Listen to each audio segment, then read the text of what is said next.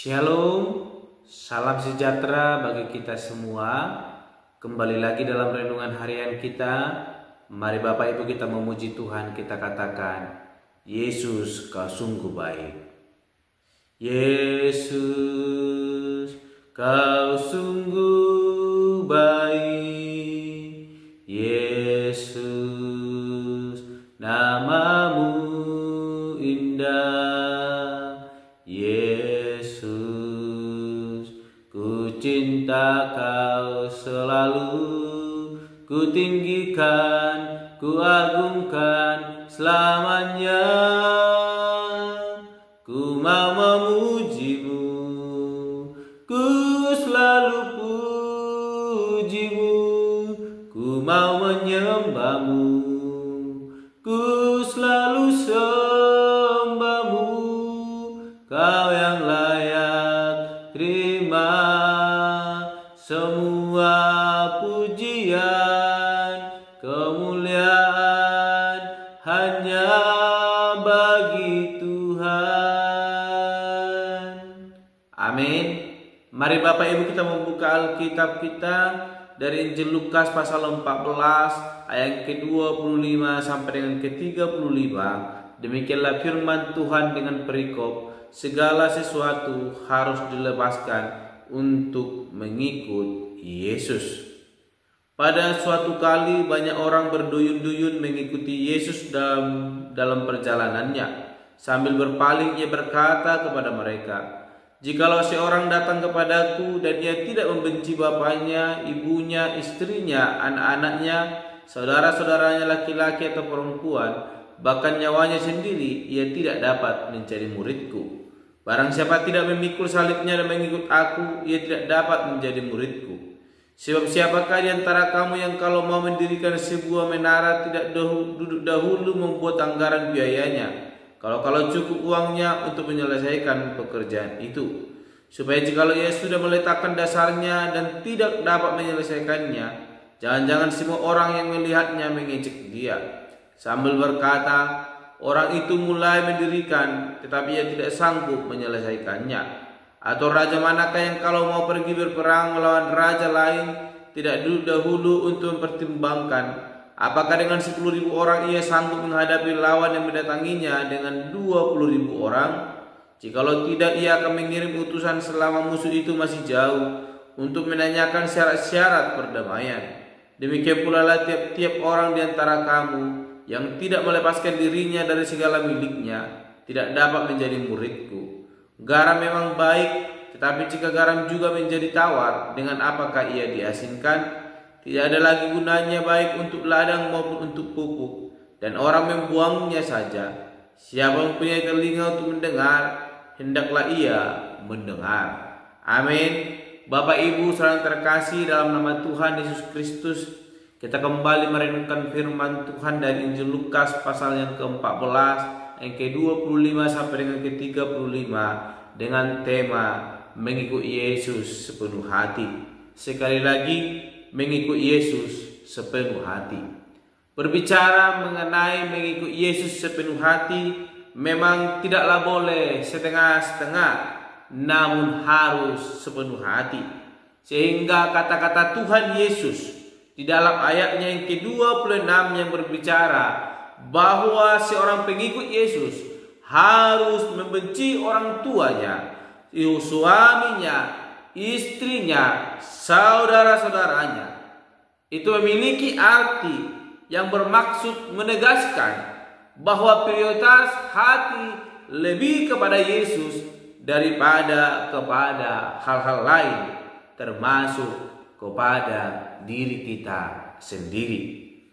Oleh karena itu, Bapak Ibu yang terkasih, untuk itulah Yesus mengajukan dua perumpamaan yang menegaskan kesungguhan hati ketika kita mau mengikut Dia. Di mana seorang yang mau membangun menara, dikatakan oleh Yesus bahwa dia harus memperhitungkan anggarannya, supaya jangan sampai ketika dia membangun menara itu, yang berdiri hanyalah dasarnya saja dan tidak dapat diselesaikan. yang akhirnya terbengkalai. Dan perumpamaan yang kedua yang disampaikan oleh Yesus yaitu seseorang yang mau pergi berperang harus memperhitungkan kekuatan lawannya, berapa ribu orang yang akan dilawan, dan demikian dia boleh memastikan berapa banyak kekuatan yang miliki, apakah ia sanggup melawan atau ia harus melakukan perdamaian ketika musuhnya sedang dalam perjalanan. Kedua perumpamaan ini menyimpulkan bahwa seseorang yang harus memperhitungkan sungguh-sungguh harga yang harus dibayar dalam mengikut Tuhan. Baru dengan demikian ia layak disebut murid Tuhan. Bapak Ibu saudara terkasih, jikalau kita melihat perumpamaan yang disampaikan oleh Yesus membuktikan bahwa mengikut Tuhan, kalau separuh hati adalah ibarat garam yang berubah menjadi tawar atau tidak asin dan tidak memiliki arti lagi, di mana garam itu telah kehilangan rasa asinnya, berarti kehilangan fungsinya. Demikianlah dengan kehidupan kita ketika kita mau menjadi murid Tuhan yang setengah-setengah, sama saja dengan tidak berfungsi apa-apa, tidak ada gunanya selain dibuang. Oleh karena itu Bapak Ibu saudara terkasih, memang mengikut Tuhan memang mempunyai konsekuensi, yang dimana kita harus mengambil keputusan yang sangat berbeda dengan dunia di sekitar kita, di mana keluarga akan memusuhi kita, di mana kita akan dikucilkan di lingkungan kita, atau kita tidak memperoleh keuntungan karena kejujuran kita. Namun itu adalah suatu konsekuensi yang harus kita ambil supaya kita menjadi murid Yesus, menjadi orang-orang yang senantiasa menikmati kasih karunia Yesus Kristus. Kalau kita melihat Bapak Ibu terkasih, menjadi murid Tuhan berarti siap menempatkan Yesus di atas segala kepentingan di dalam diri kita, baik keluarga kita maupun karir kita. Mengikut Yesus berarti memikul salib yang bermakna mematikan keakuan atau keinginan pribadi kita, yang berarti hanya setia melakukan kehendak Tuhan dan teguh beriman yang disebut sebagai murid Tuhan. Oleh karena itu Bapak Ibu terkasih, firman Tuhan hari ini jelas berkata kepada kita, ketika kita mau menjadi murid Yesus, kita harus mengikut Yesus dengan sepenuh hati. Dan untuk dapat melakukan itu, Yesus telah berkata, yaitu supaya kita memutuskan untuk mengikut Dia sepenuh hati dengan konsekuensi taat sepenuhnya. Yang perlu kita lakukan yaitu taat sepenuhnya di hadapan Tuhan, dengan kata lain mengerjakan keselamatan kita dengan takut dan gentar di hadapan Tuhan Allah. Maka ketika kita memutuskan untuk mengikut Yesus Kristus, komitmen kita harus teguh sehingga kita tidak menjadi pecundang iman yang berhenti di tengah jalan karena menyerah pada situasi dan kondisi di sekitar kita. Jika demikian, kita akan sama saja dengan garam yang menjadi tawar, tak ada gunanya.